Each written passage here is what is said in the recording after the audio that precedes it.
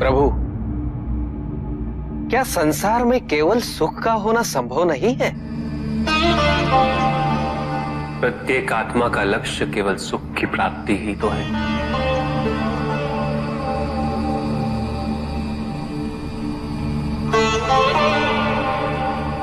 परमानंद की प्राप्ति। किंतु हम सुख नहीं, सुख को प्रदान करने वाली वस्तुओं को एकत्रित करना ही जीवन का उद्देश्य मान लेते हैं।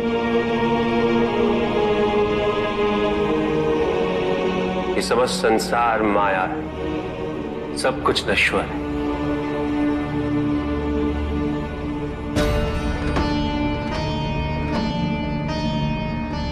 जिन वस्तुओं को हम सुख का स्रोत समझकर एकत्रित कर रहे हैं वो सदैव नहीं रहेंगे। जो व्यक्ति सत्य को जानते हुए भी लोभ का परित्याग नहीं करते, वो सदैव इन्हें खोने के भय में जीते।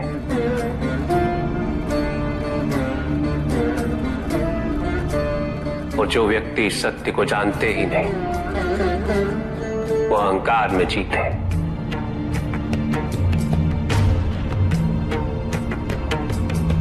और जहां अहंकार और भय उपस्थित हो, वहां सुख कैसे रह सकता?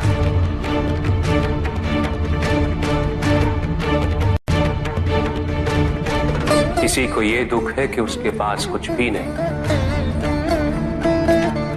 और जिसके पास सब कुछ, उसे ये दुख है कि पाने को कुछ शेष नहीं। सुख को हम स्वयं अपने दृष्टिकोण से परिभाषित कर देते हैं, जबकि वास्तविकता इससे भिन्न है।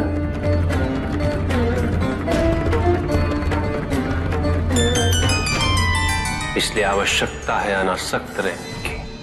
किंतु प्रभु, क्या आसक्ति स्वाभाविक नहीं है? पर दुख का मूल कारण भी तो यही है ऋषि भृगु।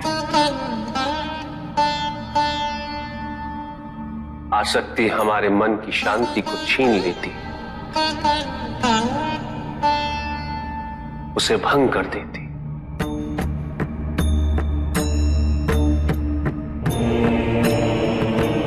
हमारी बुद्धि को स्थिर नहीं रहने देती, उसे चंचल बना देती।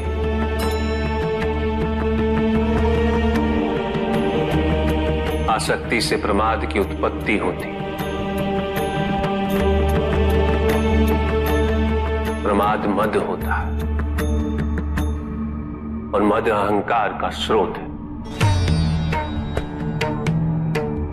और अहंकार पूर्णतः शुभता में परिवर्तित हो जाता है, अर्थात आसक्ति अशुभता की जननी। इसलिए अनावश्यक है। तो प्रभु, आसक्ति को अनासक्ति में कैसे परिवर्तित किया जा सकता है? और हम आसक्ति से कैसे उबर सकते हैं प्रभु? आसक्ति से मुक्त होना ही अनासक्ति है। आसक्तिहीन होने के लिए अपने और पराये का भेद मिटाना अनिवार्य है।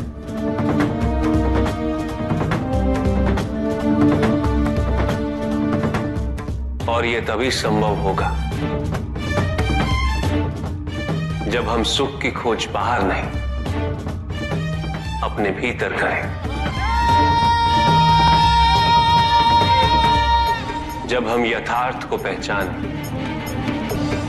उसे स्वीकार करें।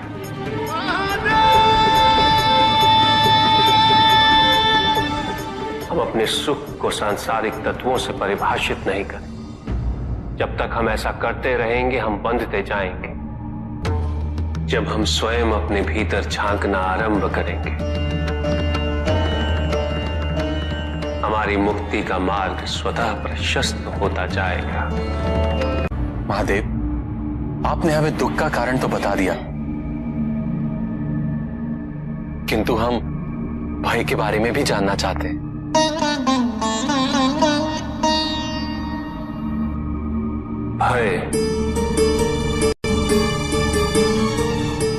भय का स्रोत है इच्छा।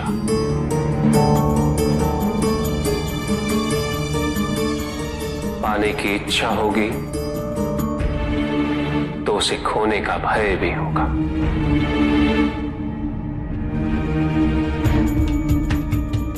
यदि जीवित रहने की इच्छा है तो मृत्यु का भय भी अवश्य होगा।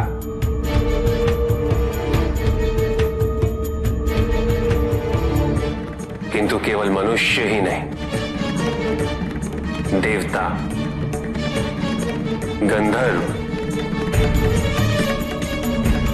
सभी इस भय से ग्रसित हैं।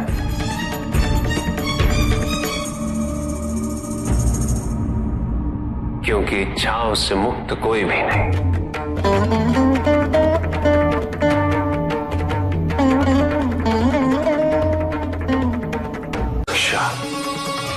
ईर्ष्या, द्वेष, परनिंदा और षड्यंत्र जैसे पाप भय से ही उत्पन्न होते हैं।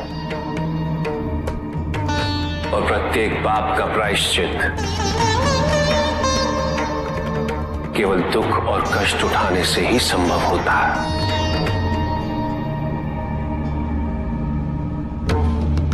इसलिए भय भी अंत में दुख का कारण बन जाता है।